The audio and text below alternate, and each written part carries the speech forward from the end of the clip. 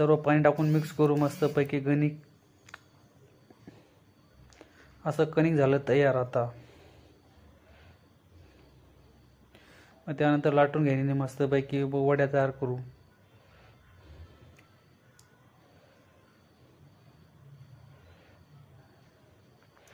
मग लाटल्यावर अशा बट्ट्या तयार झाल्यावर वाफ तयार करून ठेवायचे एका भांड्यामध्ये. बघा रेडी झालेल्या आता अशा वाफामध्ये बट्ट्या. ते भारी दिसतं नाही का एकदम व्यवस्थित. गरम असा काढून घेणे इडलीच्या भांड्यामध्ये.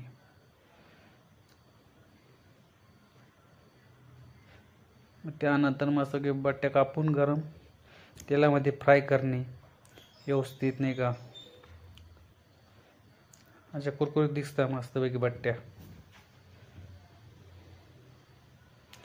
हे बघा अशा कुरकुरीत झाले असतं मस्तपैकी. असे काढून घेणे. कुरकुरीत दिसायला पाहिजे बट्टी. ही कशी दिसते बा असं.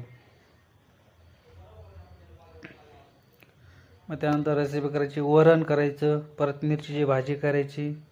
असं मस्तपैकी वर आणि बट्टी चोरून खायचं. आणि त्यानंतर मिरची तोंडी लावायला तिखटपणा नाही का. आवडला असेल तर सबस्क्राईब करा, लाईक करा, फॉलोअप करा. फुल व्हिडिओ पाहू